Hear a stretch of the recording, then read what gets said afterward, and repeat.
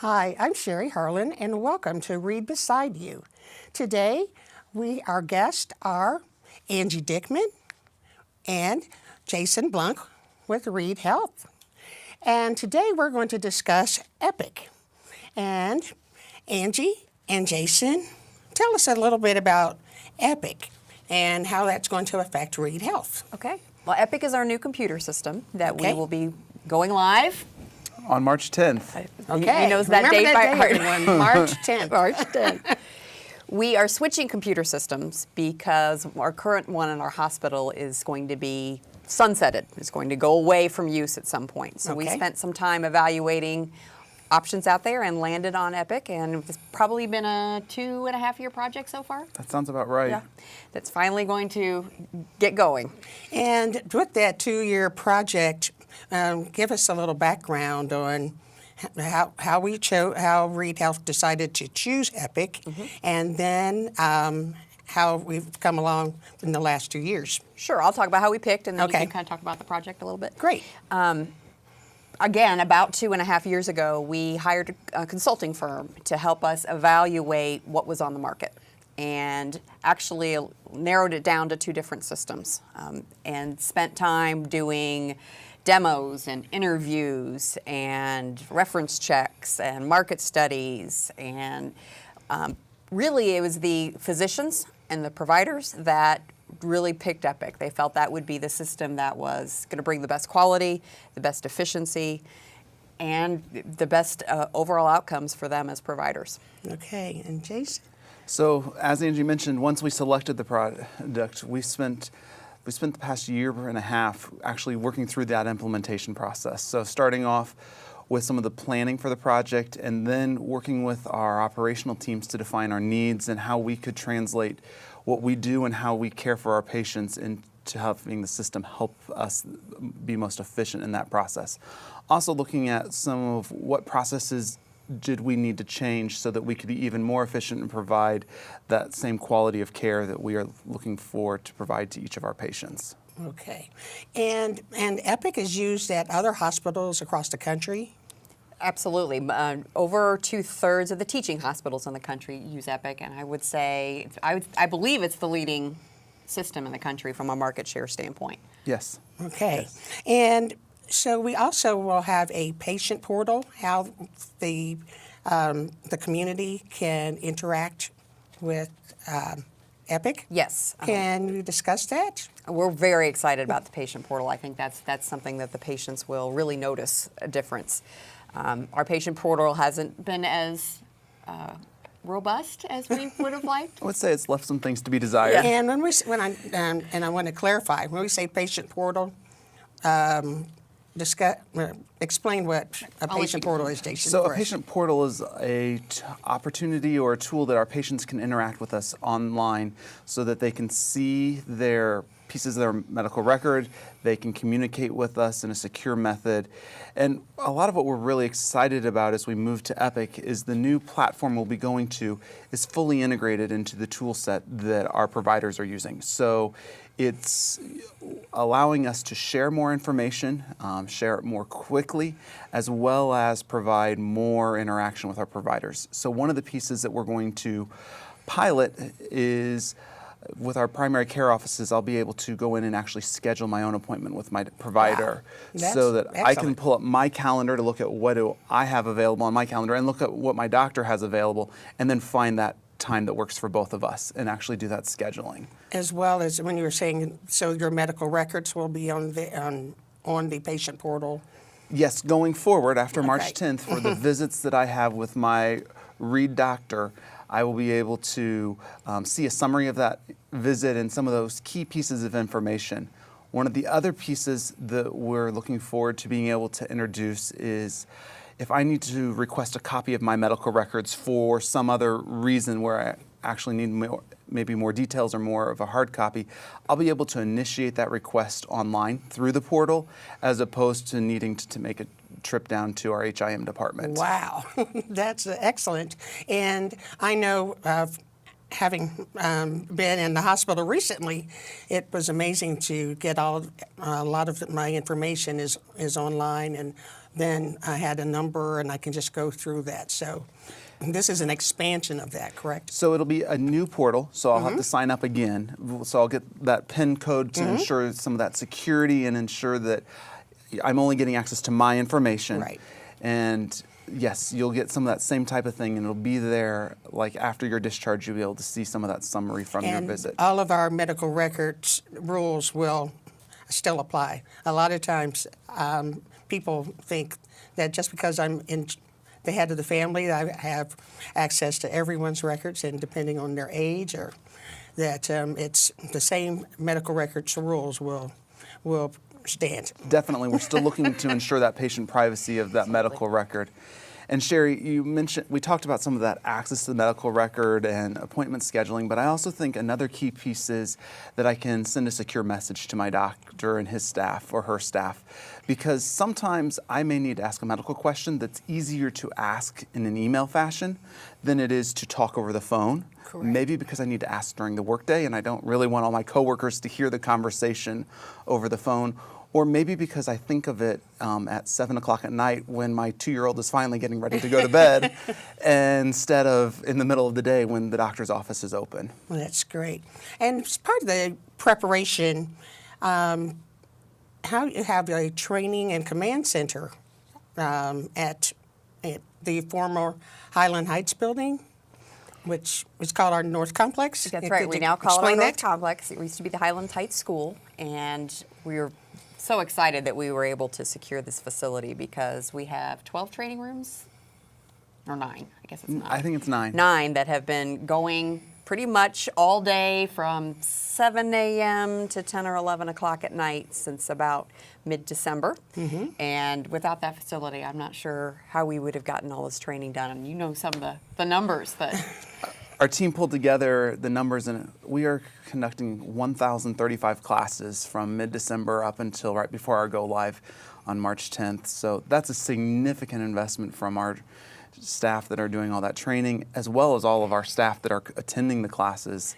And that those classes entail particular to certain jobs that people Absolutely. are doing? Anybody that touches the Epic system, Epic as a company requires training and demonstrating of competency before you can get your official Okay. log on. So anybody who has to get in the system, and that goes from scheduling to taking care of patients through billing, they all have to get training in their job roles. And, excuse me, then to get their login, you have to have passed those certain classes Exactly. with your particular job. Exactly. And then we have, I know that we have different credential trainers.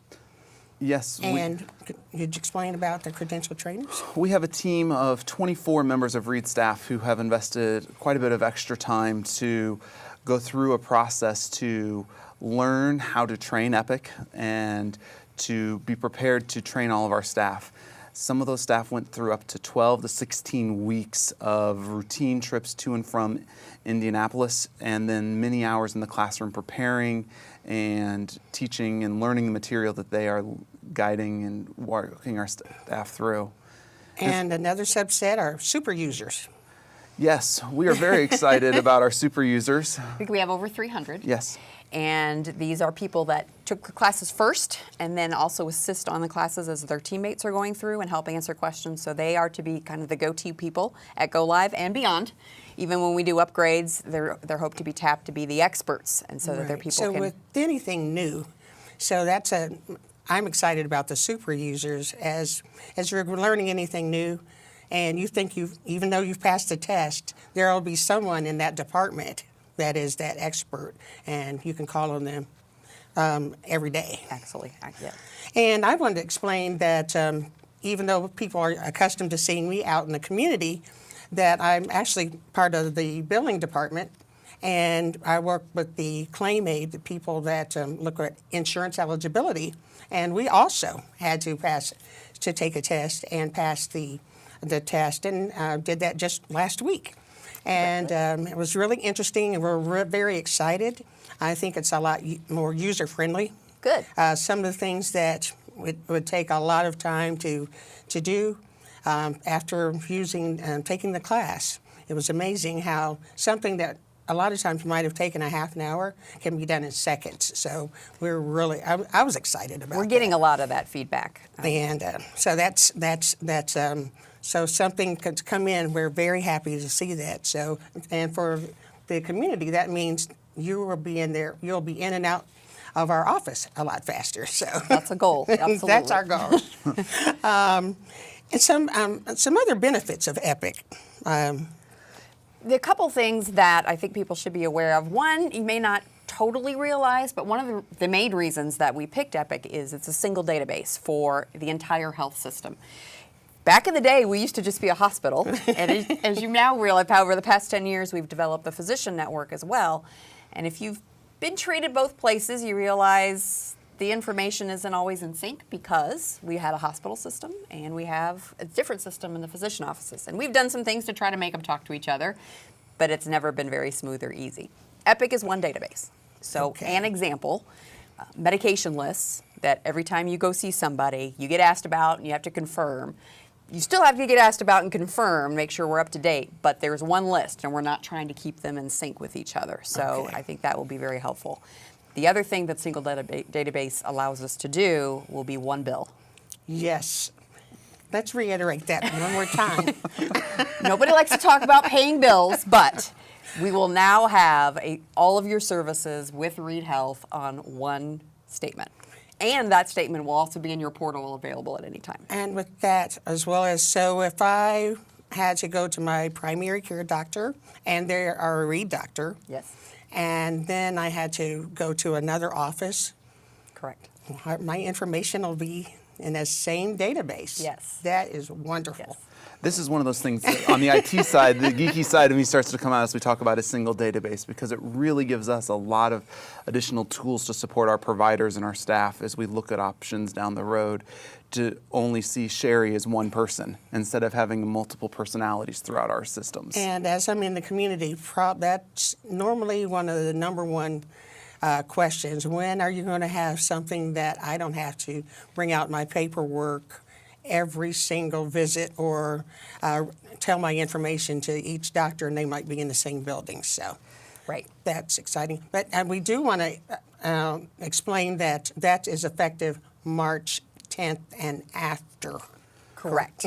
Correct. So it's a transition period. So for services I have before March 10th, those will still be on a different bill than any services that we provide after March 10th. Okay. And so once again, the go live date, when we say go live, that means everything's anew, is March 10th, correct? Yes. So, okay. And also, I know we have a lot of excitement within the hospital regarding this transition to coming into to Epic. And I'll single you out, Jason, just on the IT side, a little bit more on how it's going to help with our entire hospital system. And when we say the hospital system, a lot of times people don't understand that we have over 40 offices and in 2 different states. So we also have to make sure that we are doing the requirements for both state as well as federal laws as we expand. So from a standpoint from the IT side, We're definitely back more on the training side, I guess Okay, I'd say. so as we think about some of the training side and some of that IT side, there's definitely a lot of prep work that our teams have done together, partnering both with the IT side and our operational counterparts to work through how are we preparing and how are we going to be able to do a lot of that same federal reporting that we're required to do and ensure that all of those boxes are checked appropriately. And I'm excited on the IT side as we look at some of the new functionality over the next couple of years we're going to be able to start to explore and begin to offer as even further enhancements to our patients. Just as we start to think through how will all that work and what is moving to Epic present us as an opportunity to use in the future.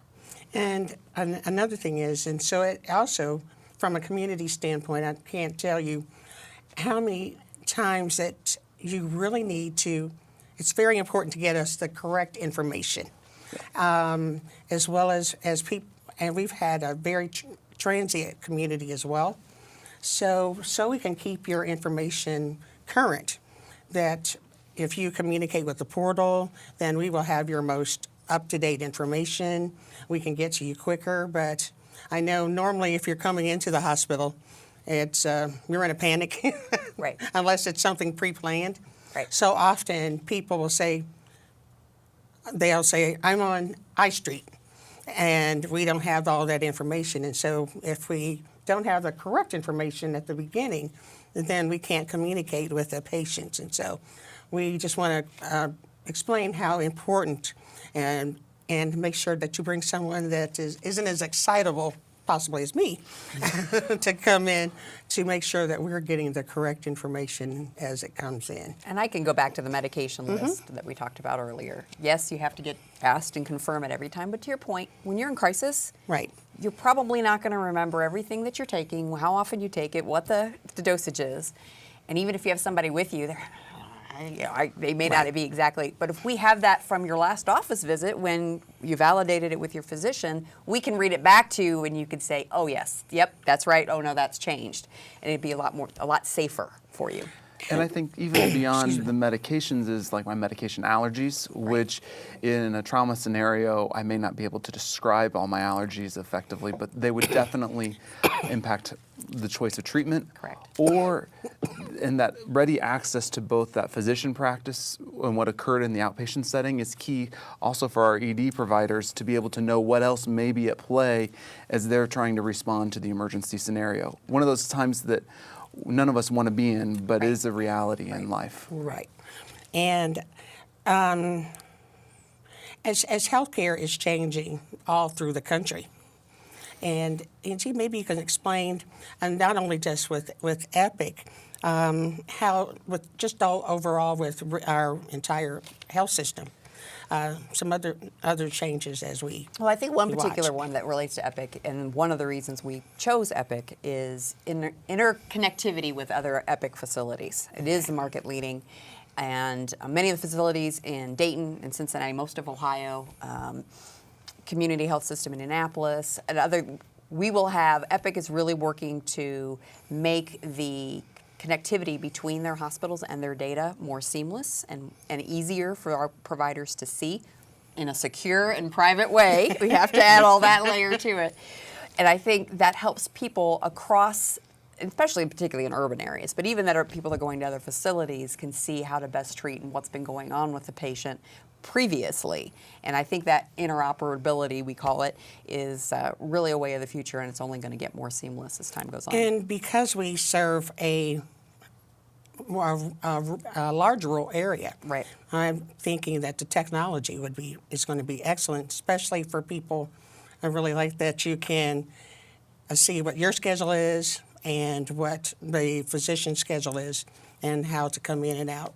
That self-scheduling, I think Right. we're really excited about. It obviously has some challenges from operations and behind the scenes and making sure we can accommodate. So that's why we're starting with primary care and people you already see. But we hope that over time we'll be able to expand that because people want flexibility and they want to be able to help drive their schedules. Correct. As we try to stay as forward-thinking as possible.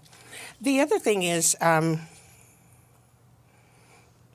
if for instance, if I haven't been to the hospital a lot, and then I need to just update information, will the portal be available for someone who hasn't been to the hospital in some time, or? So the portal will be available, but until I have a visit with us at Reid after March 10th, there's probably not going to be a lot of information in there that's going to be readily available that I'm going to want to interact with. And so like we mentioned, the self-scheduling of appointments, I'll need to have a visit with my primary care provider after March 10th before I can go self-schedule my next one with him. And we're Okay. doing that to find some of that balancing to ensure that I'm picking the right providers instead of going through a list of all of Reid's providers, just the ones that are relevant to me and helping the system become even more user-friendly. So will we still call the referral list for a physician if someone needed a new physician? Will that come up, or? That'll still be an option to get a new provider, yes. And probably still the best option, Okay. I would say. So I'm trying to think of all these different other areas where I could, where a person would be interested in coming in or just finding out. So I know, for instance, if someone was out and all my neighbors had been at the portal, whatever, but it's also a good time to remind people that it's time for your annual mammogram or colonoscopy. So that would be a chance to get prepared and set up. And maybe you don't remember last time you had something done. And over time, that portal will build with all your history, and you can go back and check and see what you did. I mean, the portal functionality and what that's going to be able to do, Epic is really investing in that. And I think as over time, there will be a lot more capability to interact back and forth. Right now, it's a little one-way. Receiving information. Their ability to email and request appointments, but most of it's going to be coming to the patient. But I think over time it's going to be more two-way. We had discussed hospitals across the country and different people using it. Can we have some clarity on, often because we are a single system, people ask, are we being bought by by IU Health or Community? Can you explain the hospital-to-hospital system within Epic? Certainly. So yes, there definitely has been the rumor that Community Health Network out of Indianapolis is buying us, and that is not the relationship. That is not the situation. So Epic traditionally has sold their product to larger facilities. Just for whatever reason, that was the approach they took. And mid-size facilities such as ours, and even some small ones, really liked Epic but didn't have an ability to buy it directly. We had the opportunity to do either. We were kind of on that cusp. But when we met with Community, they provide what's called a Connect program. And that is, we are able to connect with their system. I like to kind of make it like leasing it in a way. We're leasing their system. And the reason we went for that is, first, we get some financial benefit from that. It was less expensive. But more importantly, Community's had Epic for about 5 years now, and they have really honed it and developed it and made it better. And we felt that they were really great, smart people there that we would like to work with, and we thought together as a partner we could both do better. But it's purely a clinical and an IT relationship. It is not an ownership of any kind. Right. Well, I just wanted to explain that to the communities. That's absolutely. That has definitely been a rumor that we've had to talk So about get quite that a bit. out. But on a personal note, I neglected to during our introduction. You have seen, but I'm sure our community has seen both Angie and Jason out in the community, and I know, and we also want to express our congratulations. We're very proud of Angie as the 2017 Athena Award winner. And I had the opportunity to attend that event. It's always a wonderful event to recognize a woman in our community who's doing outstanding things. So one of the things we like to tease Angie about, that she has a family, as well as then working almost 80 hours a week doing it. Also has been a big fundraiser within Seton as well as IU East. Yes. And then with Jason, he's very active in his church and as well as Richmond Civic Theater. And he really has a tough job because he has 2 toddlers. And we see them out in the community a lot. As much as I'm out in the community, I usually see Jason as well with the toddlers, keeping them very busy. So It's a lot of fun to get out with little people sometimes. So we also, just explaining that a lot of people see me out a lot, but we have so many people on our Reid team that do a lot out in the community. So we wanted to thank you. And thank you for learning all about Epic. And we hope to see everyone join on the portal. Absolutely. And all the new changes that we have coming up. Thank you again.